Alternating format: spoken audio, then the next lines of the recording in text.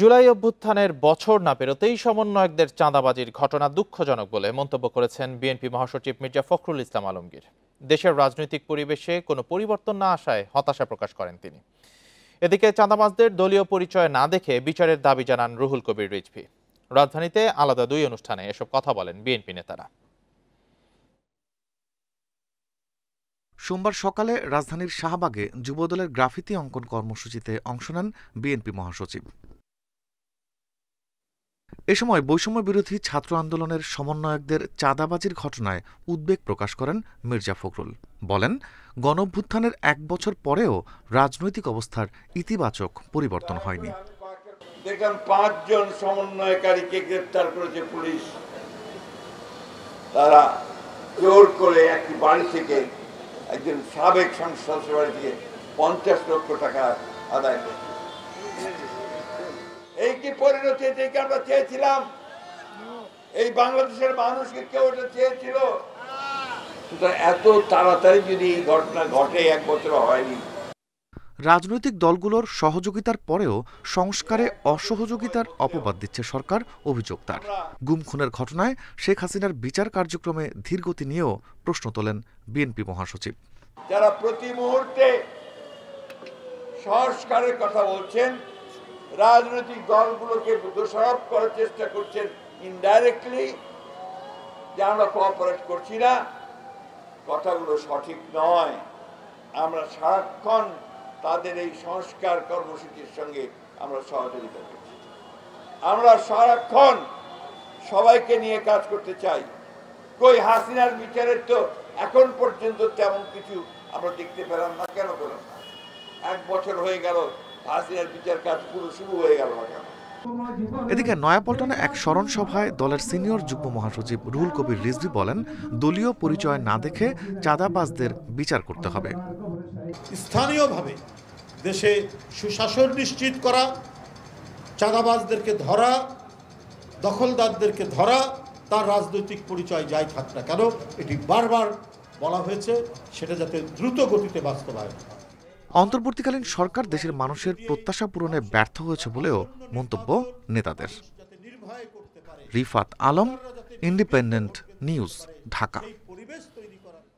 সংসদের উচ্চকক্ষ পিআর ও ভোটের অনুপাতে না হলে জুলাই সনদে স্বাক্ষর নিয়ে সন্দেহ জানিয়েছেন এনসিপির আহ্বায়ক নাহিদ ইসলাম। বলেন, উচ্চকক্ষ ক্ষমতার ভারসাম্য ও জবাবদিহিতার জন্য অত্যন্ত গুরুত্বপূর্ণ। সে বিষয়ে ঐকমত্য না আসলে জুলাই সনদ স্বাক্ষরিত হবে কিনা এ নিয়ে সন্দেহের কথা জানান তিনি। তবে ৫ই আগস্টের আগেই জুলাই সনদ স্বাক্ষরের বিষয়ে আশা করছেন তিনি।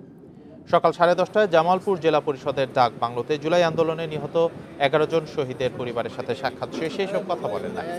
এ সময় রোববার লুৎফুজ্জামান বাবরকে নিয়ে এনসিপি নেতার বক্তব্যের ঘটনায় নেত্রকোনায় বিএনপির প্রতিবাদকে অধিকার হিসেবে মন্তব্য করেন তিনি। ফলে উচ্চকক্ষ আমাদের ক্ষমতার ভারসাম্য এবং জবাবদিহিতার জন্য অত্যন্ত গুরুত্বপূর্ণ। সে বিষয়ে এখনো ঐক্যমত আসেনি। তো সেই বিষয়ে ঐক্যমত না আসলে এই জুলাই সনদ স্বাক্ষরিত হবে কিনা সেটা নিয়ে আমাদের সন্দেহ আছে। আমাদের জায়গা থেকে আমরা বিএনপির স্থায়ী কমিটির সদস্য সালাউদ্দিন আহমেদ বলেছেন, নির্বাহী বিভাগের ক্ষমতা নিয়ন্ত্রণ করলে রাষ্ট্র পরিচালনার ভারসাম্যে বাধা আসবে। ঐকমত্য কমিশনের বৈঠক থেকে ওয়াকআউটের পর এ মন্তব্য করেন তিনি। পরে আবার বৈঠকে যোগ দেয় দলটি। বেলা 11:50 দিকে কর্ম কমিশন, দুদক, মহাহিসাব নিরীক্ষক ও ন্যায়পাল নিয়োগের বিধান নিয়ে ভিন্ন মত পোষণ করে সংলাপ থেকে ওয়াকআউট করে বিএনপি।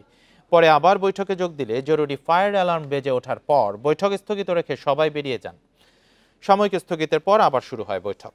এর আগে সকালে ফরেন সার্ভিস একাডেমিতে বৈঠকের শুরুতে কমিশনের সহসভাপতি অধ্যাপক আলী রিয়াজ বলেন, সব প্রস্তাব নিষ্পত্তি করে 2 থেকে 3 দিনের মধ্যে জাতীয় সনদ পেশ করতে চায় জাতীয় ঐকমত্য কমিশন।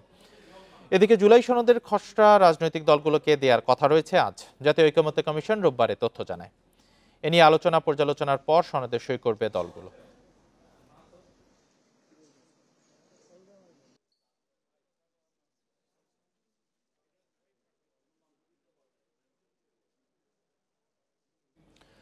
রাজধানীর ফরেন সার্ভিস একাডেমিতে সমসাময়িক নানা বিষয়ে সাংবাদিকদের ব্রিফিং করছেন প্রধান উপদেষ্টা প্রেস সচিব শফিকুল আলম। সরাসরি চলে যাচ্ছি সেখানে। কোথাকার সিচুয়েশনটা কি, এই প্রত্যেকটা বিষয় এবং খুব দ্রুততার সাথে, এবং এইটার থেকে আপনার যাতে প্রতিনিয়ত সব সময় যাতে ইনফরমেশন পান সেই বিষয়ে জোরদার করতে বলা হয়েছে। এবং এই বিষয়ে প্রফেসর ইউনূস বারবার বলেছেন যে এই পুলিশের যে কাজগুলো অনেক ক্ষেত্রেই মানুষের কাছে আসছে না এই একটা ইনফরমেশন সেন্টার বা একটা মিডিয়া সেন্টার না থাকার কারণে। পুলিশ অনেক জায়গায় অনেক ভালো ভালো কাজ করছেন, অনেক জায়গায় ইন্টারভেনশন ওরা খুব দ্রুতই করছেন, কিন্তু দেখা যাচ্ছে যে এই বিষয়গুলো আমাদের অনেকের কাছেই জানা থাকছে না। সেই জন্য এই মিডিয়া সেন্টারটা এটা এইভাবে কাজ করবে। আরো অনেক বিষয় আলোপ হয়েছে। আমার যিনি ডেপুটি প্রেস সেক্রেটারি আছেন উনি আরো একটু বিশদ বলবেন। ধন্যবাদ। আজকে আলোচনার মধ্যে আরেকটা গুরুত্বপূর্ণ বিষয় ছিল, উনি আইন শৃঙ্খলা রক্ষাকারী বাহিনীকে হটস্পটগুলো নির্বাচনের আগে যে জায়গাগুলোতে সমস্যা হতে পারে বলে আইন শৃঙ্খলা রক্ষাকারী বাহিনী মনে করে সেই স্পটগুলোকে দ্রুত আইডেন্টিফাই করার কথা বলেছেন এবং সেখানে কি ধরনের আইন শৃঙ্খলা রক্ষার জন্য বাড়তি ব্যবস্থা প্রয়োজন হতে পারে সেগুলো সম্পর্কেও রিকমেন্ডেশনের জন্য উনি তাদেরকে একটা নির্দেশনা দিয়েছেন। বিভিন্ন জেলা পর্যায়ে আইন শৃঙ্খলা রক্ষাকারী বাহিনী কোঅর্ডিনেশনের মাধ্যমে একটা সিচুয়েশন রিপোর্ট যেন কেন্দ্রীয়ভাবে পাঠানো হয়, যাতে করে সরকারের ঊর্ধ্বতন দায়িত্বশীল যারা আছেন ওনারা যাতে বুঝতে পারেন যে একটা গ্রাউন্ড লেভেলের সিচুয়েশনটা কি এবং সেই অনুযায়ী যাতে পদক্ষেপ নিতে পারেন। এই জন্য সিচুয়েশন রিপোর্ট কেন্দ্রে পাঠানোর জন্য আইন শৃঙ্খলা রক্ষাকারী বাহিনী যারা যেসব বাহিনী আছেন সবাইকে উনি একটা নির্দেশনা দিয়েছেন। আজকে প্রশাসনের রদবদল নিয়েও আলোচনা হয়েছে। নির্বাচনের আগে আপনি জানেন যে প্রশাসনে একটা রদবদল আসন্ন, এই রদবদলটা কি প্রক্রিয়ায় হবে সেটা নিয়ে আলোচনা হয়েছে এবং সে বিষয়ে কিছু সিদ্ধান্ত হয়েছে। শফিকুল আলম এবং প্রধান উপদেষ্টা প্রেস সচিব শফিকুল আলমের প্রেস ব্রিফিং করছিলেন, আমরা সরাসরি যুক্ত ছিলাম সেখানে। এই মুহূর্তে ফরেন সার্ভিস একাডেমিতে রাজনৈতিক দলগুলোর সাথে ঐকমত্য কমিশনের বৈঠক নিয়ে আরও জানতে আমাদের সাথে যোগ দিয়েছেন সহকর্মী মামুনুর রহমান। মামুন, আজকে তো একটা ঘটনামহল সংলাপ গেল, বিএনপি ওয়াকআউট করলো, এরপর ফায়ার বেজে ওঠার কারণে কিছুক্ষণ স্থগিত থাকলো। এই সময়ের মধ্যে কোন বিষয়ে আলোচনা হয়েছে এবং আমরা একটু আগে সংবাদ সম্মেলনে শুনছিলাম, তো সব মিলিয়ে একটু জানাবেন আজকের বিষয়ে।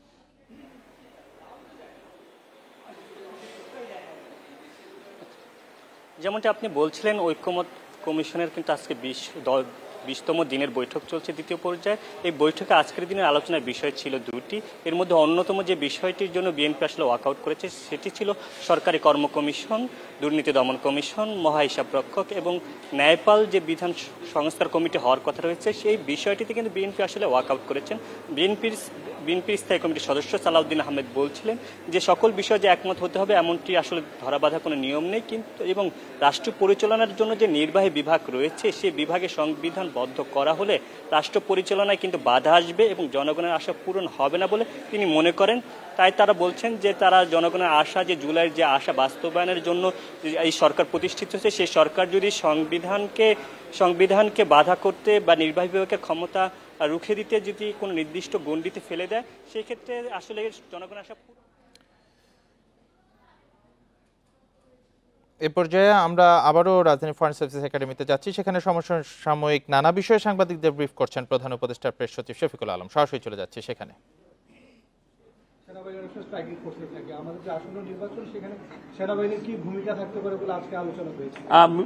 সেনাবাহিনীর তরফ থেকে বলা হয়েছে যে প্রায় 60,000-এর মতো ট্রুপস এই নির্বাচনী ডিউটিতে থাকবেন। তারা তো অলরেডি জানেন যে তারা সেই জুলাই আপরাইজিং এর সময় থেকেই 5ই আগস্টের পরের থেকেই তারা মাঠের ডিউটিতে আছেন, তাদের ম্যাজিস্ট্রেট পাওয়ারও আছে। তো আমরা আশা করছি যে এই নির্বাচনের সময় তাদের একটা বলিষ্ঠ ভূমিকা থাকবে এবং তারা মূলত স্ট্রাইকিং ফোর্স হিসেবে থাকবেন আইন শৃঙ্খলা পরিস্থিতি নিয়ন্ত্রণের জন্য। ভাই বলছিল যে যেসব স্থানে অর্থাৎ বিশৃঙ্খল পরিবেশ সৃষ্টি হবে সেই সব স্থানে আইন শৃঙ্খলা বাহিনীর সদস্য মোতায়েন করার। আমরা দেখছি সম্প্রতি প্রধান উপদেষ্টার সাথে রাজনৈতিক দলগুলোর বৈঠক শেষে তারা সেখানে পরামর্শ দিয়েছেন যে আমাদের যে গোয়েন্দা সংস্থা যারা রয়েছে তারা আগে থেকে যেখানে ঘটনা ঘটে সেটি কিন্তু জানতে পারে না। তারা উদাহরণ হিসেবে তুলে ধরছেন গোপালগঞ্জের ঘটনা, বিভিন্ন জায়গার ঘটনা, যে ঘটনা ঘটার পরে আইন শৃঙ্খলা বাহিনী জানতে পারে, তার আগে যে গোয়েন্দা সংস্থার কাজ সেই সবিদের সচিবালয়ের ঘটনা সম্প্রতি বলছে। তো এইসব বিষয়ে কোনো আলোচনা হয়েছে কিনা, যে ঘটনাগুলো আগে থেকে কিভাবে জানতে পারে না, যে এই ধরনের একটা পরিস্থিতি এখানে তৈরি হবে? সেটি জেনে আগে থেকে কেন ব্যবস্থা করতে পারছেন না? এগুলো নিয়েও আলাপ হয়েছে, আমাদের যাতে ইন্টেলিজেন্স এজেন্সিগুলো তাদের কাজ জোরদারভাবে করতে পারে এবং ইলেকশনের সময় যাতে আমাদের ইন্টেলিজেন্সের কোনো ধরনের কোনো উইকনেস না থাকে সেই জন্য বলা হয়েছে, এবং এই ক্ষেত্রেও আমাদের যাতে কোঅর্ডিনেশনগুলো ভালো হয় সেই জন্য বলা হয়েছে।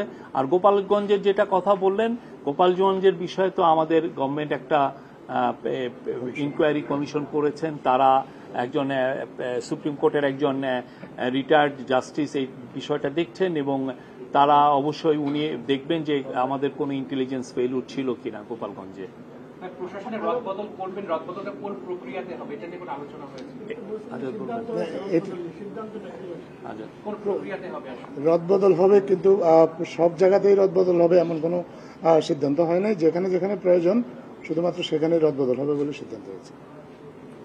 ট্যারিফ ট্রফি যে আলোচনা হবে সেখানে সরকার কি আশা করছে? খুব উদ্বেগ আছে। আমরা যথেষ্ট প্রিপেয়ার্ড, আমরা আশা করি এটার একটা ভালো কনক্লুশন হবে। Thank you. Thank you. সমসাময়িক বিষয় নিয়ে প্রধান উপদেষ্টার প্রেস সচিব শফিকুল আলম রাজধানী ফরেন সার্ভিস একাডেমিতে ব্রিফিং করছিলেন, সরাসরি যুক্ত ছিলাম সেখানে। ছাত্র জনতার গণ অভ্যুত্থানে জয়পুরহাটে নিহত 5 তরুণের মধ্যে 3 জনের পরিবার পেয়েছেন সরকারি বেসরকারি সহযোগিতা, বাকি 2 পরিবার বঞ্চিত রয়েছেন সরকারি সহযোগিতা থেকে। এছাড়া একজনের নাম ওঠেনি সরকারের তালিকায়। প্রিয়জনকে হারিয়ে দিশেহারা পরিবারগুলো চান সরকারি সহযোগিতা সহ শহীদের রাষ্ট্রীয় মর্যাদা। ছাত্র জনতার গণ অভ্যুত্থানে জয়পুরহাটের 0 পয়েন্টে পুলিশ ও আওয়ামী লীগের সাথে ছাত্ররা সংঘর্ষে জড়িয়ে পড়ে। গত 4 আগস্ট গুলিবিদ্ধ হয়ে প্রাণ হারান 11 শ্রেণীর শিক্ষার্থী নজিবুল সরকার বিশাল। তার মৃত্যুর পর শোকে স্তব্ধ পরিবার। বাড়ি নির্মাণ সহ সরকারি সহায়তা পেলেও ছেলেকে হারানোর কষ্ট ভুলতে পারেননি তার মা। তারা শাস্তি পাক, 1 বছর হয়ে যায় আমার সন্তান নাই, আর কোনো সন্তান যেন না হারায়। 5 আগস্ট ঢাকার মিরপুরে পুলিশের গুলিতে নিহত হন কালাই উপজেলার কলেজ ছাত্রী রীতা আক্তার। একই রাতে জেলার থানাগেট এলাকায় পুলিশের গুলিতে মারা যান আরেক তরুণ মেহেদি হাসান। সরকারি বেসরকারি সাহায্য পেয়ে পরিবারে আর্থিক সচ্ছলতা ফিরলেও সন্তানদের হারিয়ে দিশেহারা পরিবার। যত টাকা পয়সা থাক আমাদের আর সুখ শান্তি নেই। ছেলে বিয়েতে আমি খুব দুঃখ নিয়ে বাবা। যেটা আসল, যেটা মেন, সেটাই তো আমার নাই। টাকা পয়সা দিয়ে আমি কি করব, আর বাচ্চাদেরকে আমি কিভাবে ম্যানেজ করব? তবে শহীদদের তালিকায় নাম আসেনি মোহতাসিম হাসান ফাহিমের। হাকিমপুরে আন্দোলনকারীরা আওয়ামী লীগ নেতার বাড়িতে আগুন ধরিয়ে দিলে আটকা পড়ে সহযোদ্ধারা। তাদের উদ্ধারে গিয়ে অগ্নিদগ্ধ হয়ে মারা যান ফাহিম। আরেক হতভাগা মিনহাজের পরিবার পাননি সরকারি সহযোগিতা। গণ্যমান্য ব্যক্তিরা তারা কিছু সাহায্য সহযোগিতা করেছেন, কিন্তু প্রকৃতপক্ষে আমরা এত দৌড়াদৌড়ি করেও সরকারের কাছ থেকে কোনো সাহায্য যাবত পর্যন্ত আমরা পাইনি। সরকারের পক্ষ থেকে শহীদ ও আহতদের সম্ভাব্য সকল সুযোগ সুবিধা দেওয়ার আশ্বাস জেলা প্রশাসনের। জয়পুরহাট জেলার 4 জন শহীদ আছেন এবং বাকি এই পর্যন্ত ফাইনাল হয়েছে আমার 57 জন। আর সরকারিভাবে যে সহায়তা আসছে, টাইম টু টাইম যে নির্দেশনা আছে, আমরা সেই নির্দেশনা মোতাবেক তাদের জন্য সহায়তা, তাদের খোঁজ খবর রাখা, তাদের চিকিৎসার জন্য ব্যবস্থা করা, এটা করছি। জয়পুরহাটের 5 তরুণ নিহতের ঘটনায় 12 মামলায় আসামি করা হয়েছে প্রায় 2000। Independent news. জুলাই অভ্যুত্থানে রংপুরে শিক্ষার্থী আবু সাঈদ হত্যায় দায়ের করা মানবতা বিরোধী অপরাধের মামলায় রাষ্ট্রপক্ষের অভিযোগ গঠনের শুনানি শেষ হয়েছে। কাল শুনানি করবে আসামি পক্ষ। এর আগে সকালে এ মামলায় গ্রেপ্তার সাবেক প্রক্টর শরীফুল ইসলাম সহ 6 আসামিকে ট্রাইব্যুনালে হাজির করা হয়। 22 জুলাই পলাতক আসামিদের অগ্রগতি প্রতিবেদন সম্পর্কে জানান চিফ প্রসিকিউটর। পত্রিকায় বিজ্ঞপ্তি দেওয়ার পরও এসব আসামি হাজির হননি বলে ট্রাইব্যুনালকে জানানো হয়। 30 জুন আবু সাঈদ হত্যা মামলায় অভিযোগ আমলে নেয় ট্রাইব্যুনাল। একই সাথে পলাতক 26 আসামির বিরুদ্ধে গ্রেপ্তারি পরোয়ানা জারি হয়। গত বছরের 16 জুলাই রংপুরে পুলিশের গুলিতে নিহত হন আবু সাঈদ। এদিকে আশুলিয়ায় 6 মরদেহ পোড়ানোর মামলায় অভিযোগ গঠনের শুনানি 7 আগস্ট। এছাড়া লক্ষ্মীপুরে 5 জন হত্যা মামলায় 3 আসামিকে গ্রেপ্তার দেখিয়ে একদিন জিজ্ঞাসাবাদের অনুমতি দিয়েছে ট্রাইব্যুনাল 2।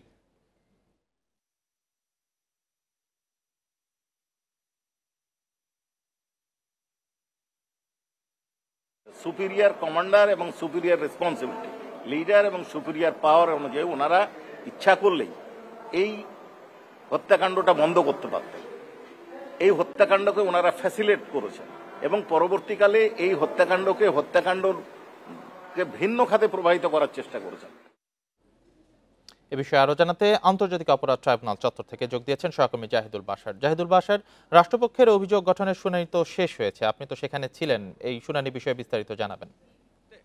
এই মুহূর্তে আপনাকে যদি দেখায় যে আসামিদেরকে কিন্তু উঠানো হচ্ছে। আপনি যদি দেখেন যে এই আসামি যারা এসছিলেন, এখানে মোট আজকে 17 জন আসামিকে আনা হয়েছিল।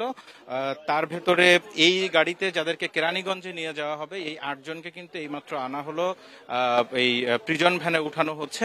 মোট আজকে 3টে মামলা ছিল, যেমনটা আপনি খবরেও খানিকটা বলছিলেন। তার মধ্যে একটি খুবই গুরুত্বপূর্ণ মামলা, যেটি আবু সাইদ হত্যা মামলার চার্জ ফ্রেমিং এর অর্থাৎ অভিযোগ গঠনের প্রথম দিনের শুনানি হলো, রাষ্ট্রপক্ষ শুনানি করলো। এবং আরেকটি ছিল হচ্ছে যেই সাভারে 6 মরদেহ পোড়ানোর যে মামলা, সেই মামলা।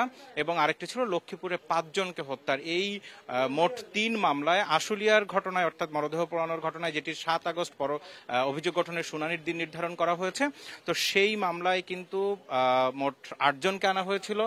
মোট 16 জনের ভিতরে 8 জন গ্রেপ্তার হয়েছে। আবু সাইদের যেই হত্যা মামলা, সেই মামলায় 30 জন আসামি, তার ভেতরে গ্রেপ্তার আছে 6 জন, তাদেরকে আনা হয়েছিল। এবং লক্ষ্মীপুরের মোট 5 জনকে হত্যা মামলায় 3 জন গ্রেপ্তার রয়েছে, সেই 3 জনকে আনা হয়েছিল, মোট 17 জনকে আনা হয়েছে। দেখুন, আজকে মূলত সবচেয়ে গুরুত্বপূর্ণ ছিল আবু সাইদ হত্যা মামলার এই যে অভিযোগ গঠনের শুনানি।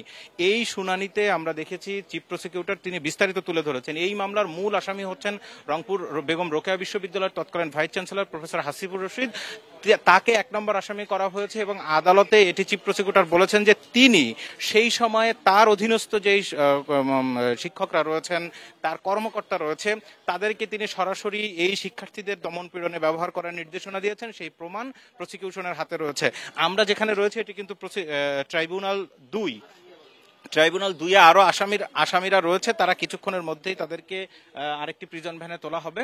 আমরা যেমনটি বলছিলাম যে আজকের এই আবু সাইদের মামলায় কিন্তু আজকে রাষ্ট্রপক্ষ শুনানি করেছে এবং সেখানে তারা মোট বেশ কয়েকটি সুনির্দিষ্ট অভিযোগের কথা বলেছে।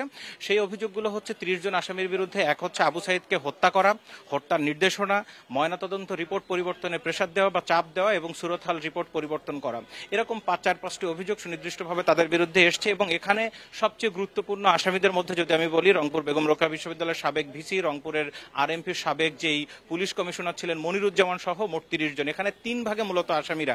একটা হচ্ছে রংপুর বেগম রোকেয়া বিশ্ববিদ্যালয়ের শিক্ষক কর্মকর্তা কর্মচারী, এক হচ্ছে পুলিশের ঊর্ধ্বতন কর্মকর্তা কনস্টেবল, এবং আরেক হচ্ছে ছাত্রলীগের নেতা কর্মীরা। তো আগামীকালকে আসামি পক্ষ তারা এখানে শুনানি করবে এবং সেই শুনানিতে নিশ্চয়ই আরো বিস্তারিত উঠে আসবে।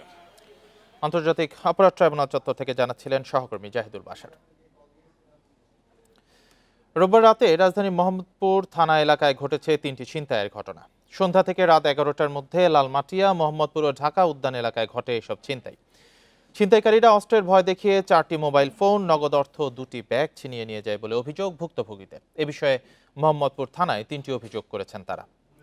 তবে অভিযান চললেও এখন পর্যন্ত এসব ঘটনায় কাউকেই আটক করা যায়নি বলছে পুলিশ। মোহাম্মদপুর থানার তথ্য অনুযায়ী গত মাসে ছিনতাইয়ের বেশ কিছু অভিযোগ থাকলেও মামলা হয়েছে 6টি। এদিকে ভুক্তভোগীদের অভিযোগ, এলাকায় পুলিশের টহল টিম থাকলেও থামছে না ছিনতাই।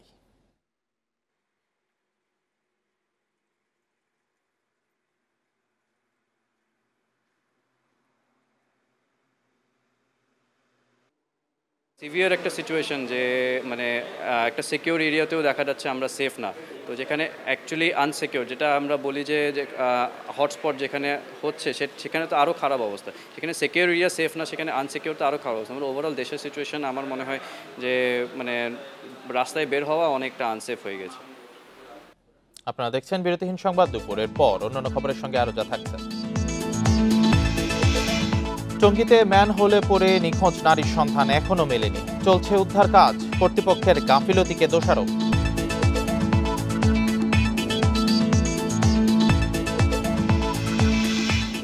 ইতিহাসে প্রথমবার 1 বছরে $4 বিলিয়ন বেশি বৈদেশিক ঋণ পরিশোধ, গত অর্থ বছরের চেয়ে 21% বেশি।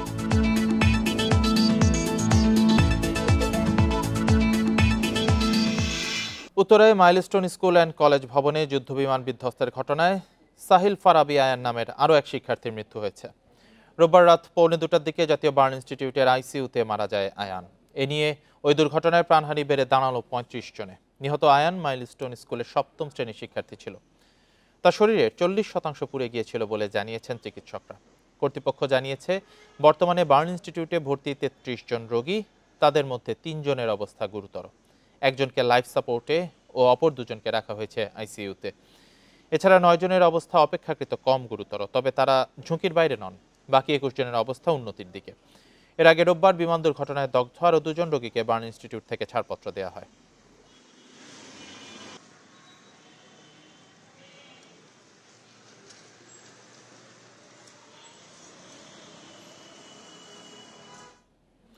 এ নিয়ে আরও জানাতে বার্ন ইনস্টিটিউট থেকে যোগ দিয়েছেন সহকর্মী শাহাদাত স্বপন। শাহাদাত স্বপন, আহত এবং চিকিৎসাধীনদের বর্তমান পরিস্থিতি জানাবেন এবং একটু ব্রিফ করার কথা ছিল হাসপাতালের পক্ষ থেকে, সেটি কখন হতে পারে?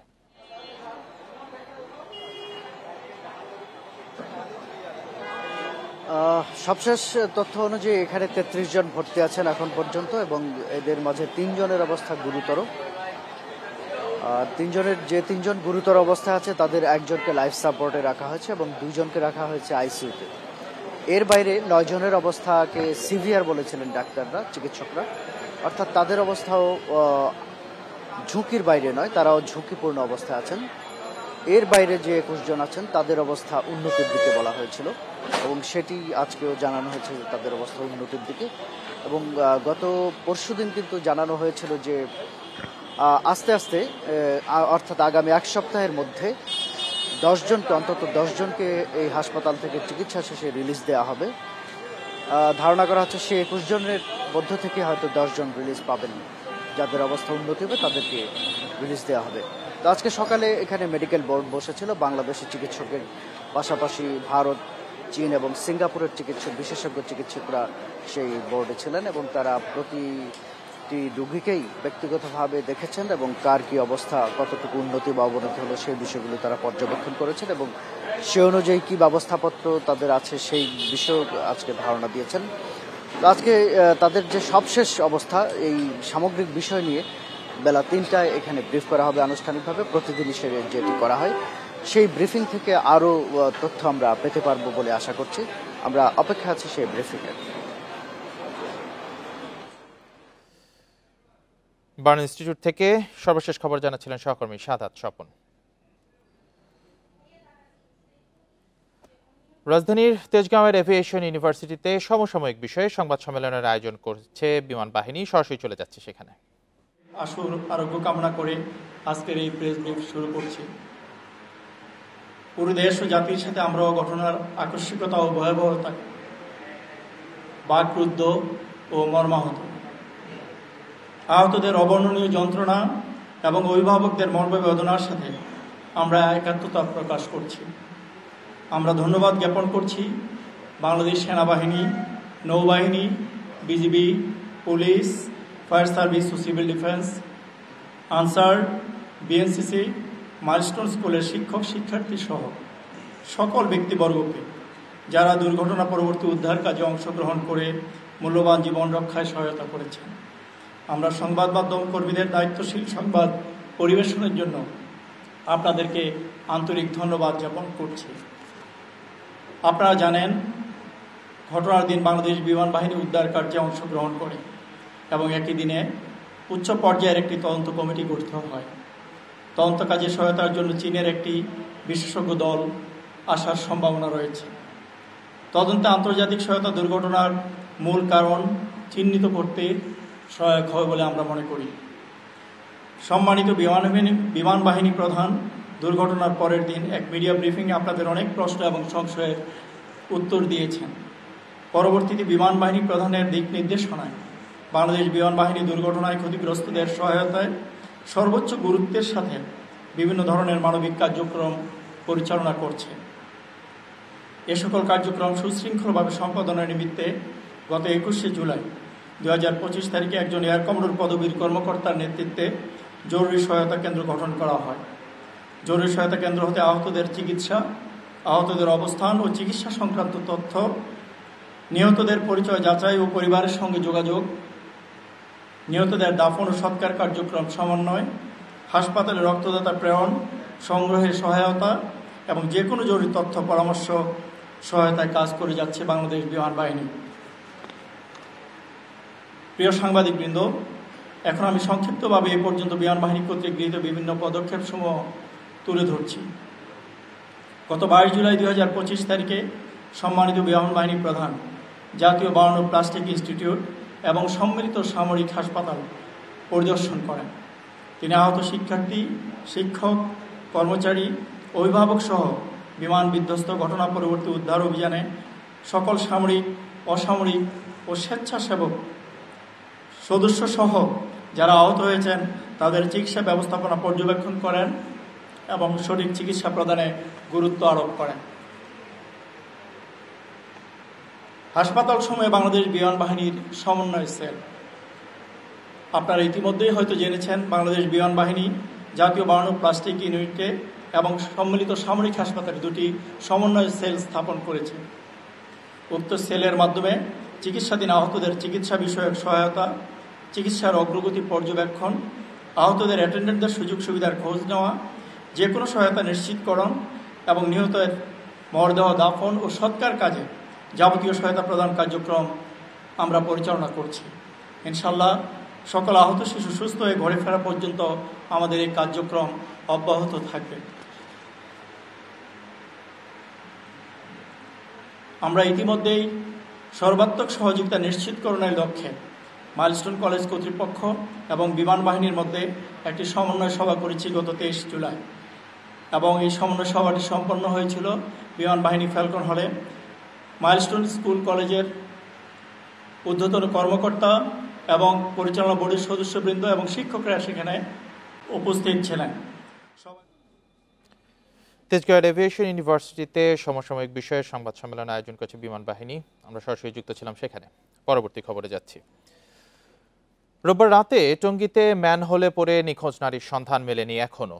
ঘটনাস্থল এবং আশেপাশের ম্যানহোল ও খালে সকালে আবারও উদ্ধার অভিযান শুরু করে ফায়ার সার্ভিস। ম্যানহোল রক্ষণাবেক্ষণে গাজীপুর সিটি কর্পোরেশনের গাফিলতি এবং পাশে অবস্থিত হাসপাতাল কর্তৃপক্ষের উদাসীনতাকে দুর্ঘটনার জন্য দায়ী করছেন এলাকাবাসী। রবিবার রাতে টঙ্গীর ইম্পেরিয়াল হাসপাতালে যান একটি ওষুধ কোম্পানির বিক্রয় প্রতিনিধি তাসনিম সিদ্দিকী জ্যোতি। সেখান থেকে বের হয়ে সড়কের ওপর ঢাকনাবিহীন মেন হলে পড়ে যান তিনি। 10 ফুট গভীরতার মেন হলটিতে সে সময় বৃষ্টির কারণে পানি জমেছিল। স্থানীয়রা উদ্ধারের চেষ্টা চালিয়ে ব্যর্থ হলে খবর দেয়া হয় ফায়ার সার্ভিসে। তবে রাতে বৃষ্টির কারণে বাধাগ্রস্ত হয় তাদের কাজ। 11:30 পর্যন্ত বিচাইছি, আমি আর পাইনি। অ্যাম্বুলেন্স হ্যালো নামছে গভীরতে, আর পাই না। হসপিটালে ডক্টর ভিজিট করতে, তো ভিজিট করে যাওয়ার সময় এই ঘটনা। ম্যানহোলটি দীর্ঘদিন ধরে ঢাকনাবিহীন থাকলেও রক্ষণাবেক্ষণের উদ্যোগ নেয়নি নগর কর্তৃপক্ষ। অভিযোগ স্থানীয়দের। মর্মান্তিক এই ঘটনার জন্য সিটি কর্পোরেশন ও সড়কের পাশে অবস্থিত হাসপাতাল কর্তৃপক্ষকে দায়ী করেছেন তারা। টঙ্গী থেকে বাইপাস পর্যন্ত রাস্তার দুপাশে বিভিন্ন ম্যানহোলের এরকম ঢাকনা স্ল্যাব খোলা, এজন্য এগুলি দেখার মতো কেউ নাই। হসপিটাল কর্তৃপক্ষ যে জিনিসটা তার হসপিটালের সামনে একটা মানুষ যাবে তার সেবা নেওয়ার জন্য, তারাও তো একটা একটা দায়িত্ববোধ নিয়ে এই জিনিসটা তো সমাধান করতে পারতো না। সকাল থেকে আবারও চলে উদ্ধার অভিযান।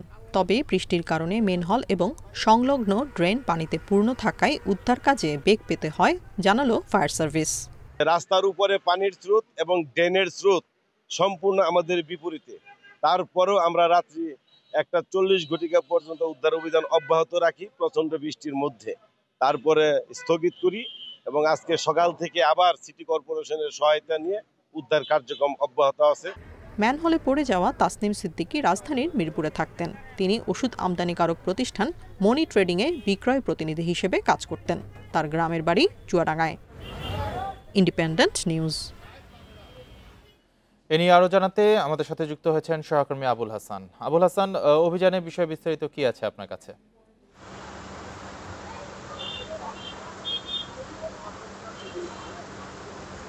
দেখুন, গতকাল রাত 9:15টার দিকে যে দুর্ঘটনাটি ঘটে, অর্থাৎ একজন নারী এখানে বিক্রয় প্রতিনিধি হিসেবে এসেছিলেন ইম্পেরিয়াল হাসপাতালে, তাসনিম সিদ্দিকী। তিনি হাসপাতালে বেরিয়ে যাওয়ার পরপরই কিন্তু ম্যানহোলে পড়ে নিখোঁজ হন এবং দীর্ঘ সময় পার হলো এখনো কিন্তু ওই নারীর সন্ধান দিতে পারেনি ফায়ার সার্ভিস বা উদ্ধারকারী দল।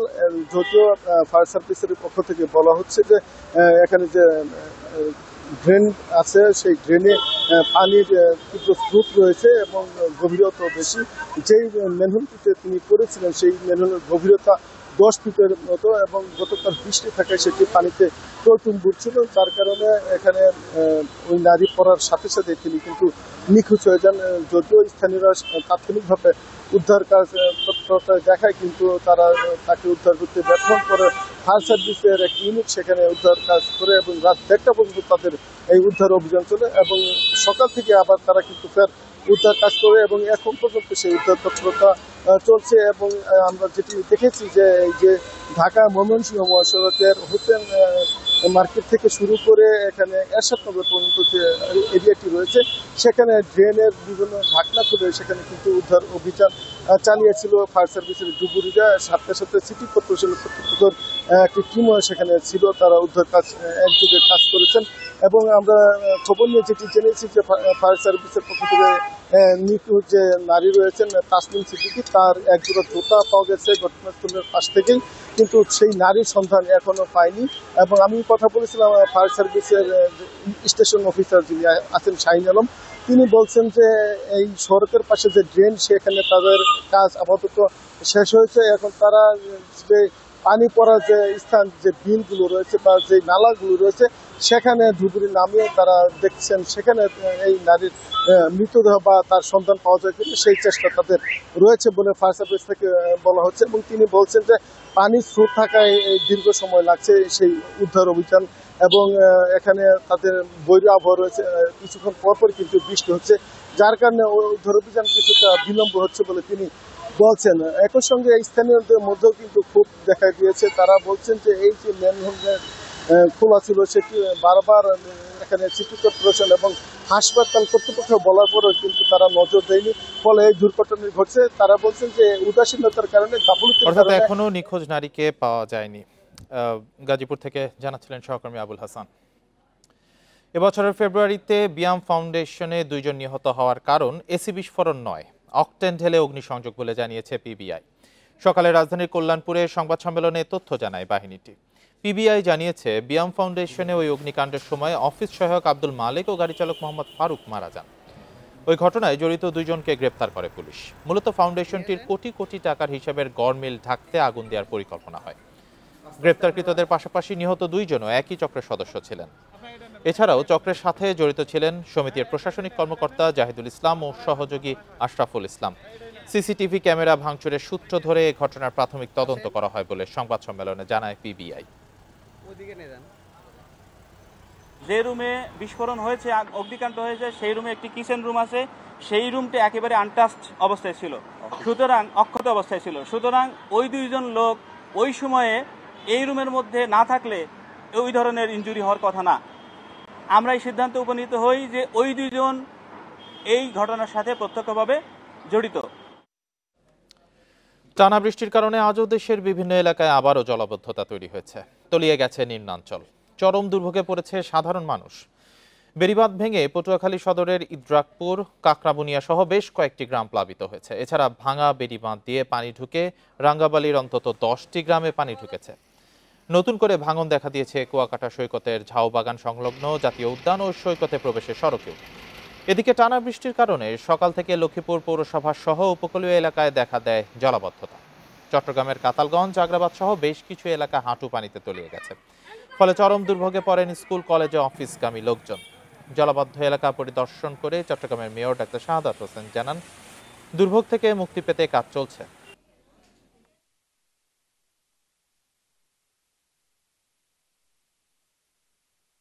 জোয়ারের পানিতে আমাকে ঘর বাড়ি তলাইয়ে লয়ে গেছে, মানে আমরা রাঁধতে পারতেছি না। আমাকে মনে করেছিলাম কাজ করছে, পানি আমাদের এই যে দীর্ঘদিনের একটা সমস্যা, এটা হয়তো দূরীভূত হয়েছে, কিন্তু আসলে না, আমরা এখনো এইখান থেকে মুক্তি পেতে পারি নাই। যে 57টা খাল আছে, 57টা খালের মধ্যে সিটি কর্পোরেশন একটা মাত্র খাল, আমরা 12 খালটা করছি, আরো 20টা খাল বাকি রয়ে গেছে। কাজে এই 20টা খাল আমি মনে করি যে আমাদের সংস্কার করতে হবে খুব চমৎকারভাবে। দেশের বিভিন্ন জেলায় আজও থেমে থেমে বৃষ্টি হচ্ছে। জলাবদ্ধতা তৈরি হয়েছে চট্টগ্রাম নগরের বিভিন্ন এলাকায়। এ বিষয়ে আরো জানাতে চট্টগ্রাম থেকে যুক্ত হয়েছেন সহকর্মী আহসান রিটন। আহসান রিটন, চট্টগ্রামে আজ বৃষ্টিপাত কেমন হচ্ছে এবং জলাবদ্ধতা কোন কোন জায়গায় বেশি আছে, এটি নিরসনে কি উদ্যোগ নেওয়া হচ্ছে?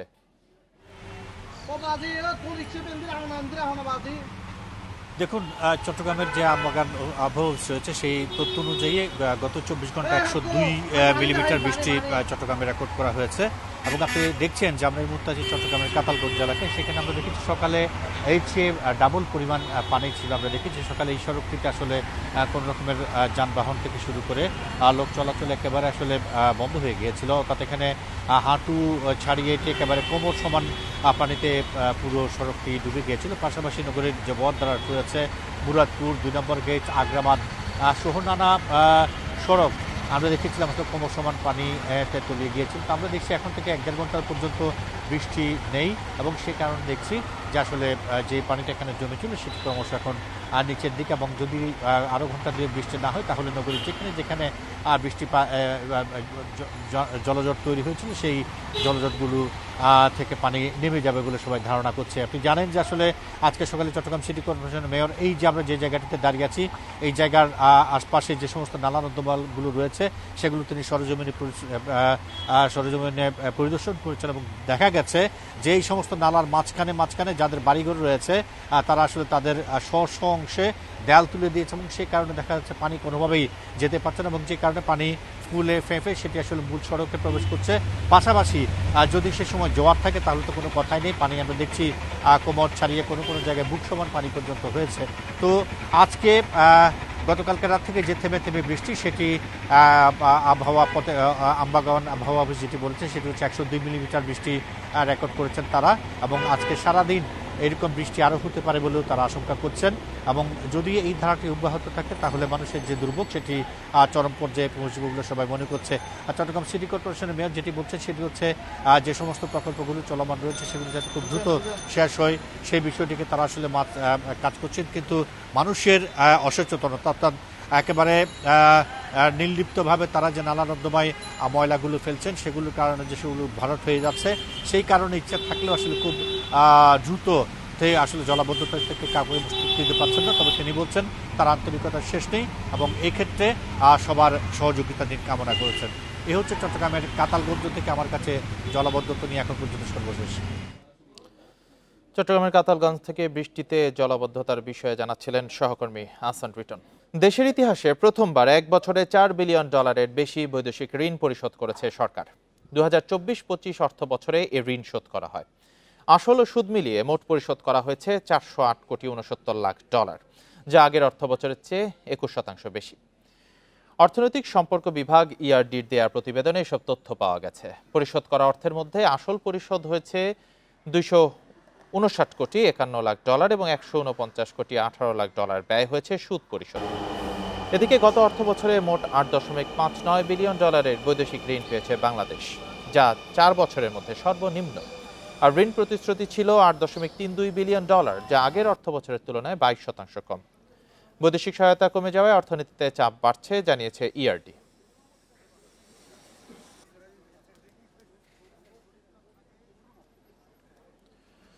সরকারের নানা পদক্ষেপের কারণে দেশে বৈধ পথে প্রবাসী আয় বাড়ছে।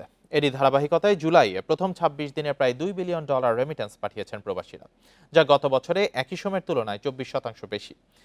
বাংলাদেশ ব্যাংকের তথ্য অনুযায়ী 1 জুলাই থেকে 26 জুলাই পর্যন্ত দেশে প্রবাসী আয় এসেছে $193.30 কোটি। গত বছর একই সময়ে রেমিটেন্স এসেছিল $155.90 কোটি। 2024-25 অর্থ বছরে বৈধ পথে বা ব্যাংকের মাধ্যমে $3,004 কোটি দেশে পাঠান প্রবাসীরা। দেশের ইতিহাসে আগে কোনো অর্থ বছরে এত বেশি রেমিটেন্স আসেনি। আর 2023-24 অর্থ বছরে প্রবাসী আয় ছিল $23.74 বিলিয়ন। ব্যবসায়ীদের সাথে 2 দফা বৈঠক করেও ভোজ্য তেলের দাম কমানো নিয়ে কোনো সিদ্ধান্ত নিতে পারেনি সরকার। রোববার ব্যবসায়ীদের আপত্তির মুখে দাম কমানো নিয়ে আলোচনায় সিদ্ধান্ত ছাড়াই শেষ হয়। বৈঠকে আন্তর্জাতিক বাজারে অপরিশোধিত সয়াবিন ও পাম অয়েলের এফওবি মূল্য কমায় দেশেও দাম কমানোর সুপারিশ করে সরকার, কিন্তু ব্যবসায়ীদের দাবি আমদানি করা সয়াবিন তেলের যে উৎপাদন মূল্য সরকার হিসাব করেছে সেখানে ভ্যাটের হিসাব না করায় দাম ঠিকভাবে আমলে নেওয়া হয়নি, যে কারণে হিসাব ভুল হয়েছে। 15 এপ্রিল বাণিজ্য মন্ত্রণালয় সয়াবিন ও পাম অয়েলের দাম নির্ধারণ করে। সে সময় 1 লিটার বোতলজাত সয়াবিন তেল $189 ও 1 লিটার খোলা সয়াবিন $169 নির্ধারণ করা হয়। এরপর আর মূল্য সমন্বয় করা হয়নি। থাইল্যান্ডের রাজধানী ব্যাংককের একটি মার্কেটে বন্দুকধারীর এলো পাতারি গুলিতে অন্তত 5 জন নিহত হয়েছে। পরে আত্মহত্যা করে ওই হামলাকারী। সোমবার ব্যাংককের একটি সবজি বাজারে এই ঘটনা ঘটে। নিহতদের মধ্যে 4 জনই ওই বাজারের নিরাপত্তারক্ষী। হামলার কারণ জানতে তদন্ত শুরু করেছে পুলিশ। থাইল্যান্ড কম্বোডিয়ার সংঘাতের সাথে বন্দুকধারীর হামলার যোগসূত্র রয়েছে কিনা তাও খতিয়ে দেখা হচ্ছে। রয়টার্সের প্রতিবেদনে বলা হয়, থাইল্যান্ডের গোলাগুলির ঘটনা অস্বাভাবিক কিছু নয়, কারণ বন্দুক নিয়ন্ত্রণে কঠোর নীতি না থাকায় দেশটিতে সহজেই আগ্নেয়াস্ত্র পাওয়া যায়। আর এই ছিল এখনকার সংবাদে। ইন্ডিপেন্ডেন্ট টেলিভিশনের সব খবর আরো বিস্তারিত জানতে চোখ রাখুন ফেসবুক, ইউটিউব, এক্সে। ধন্যবাদ সবাইকে।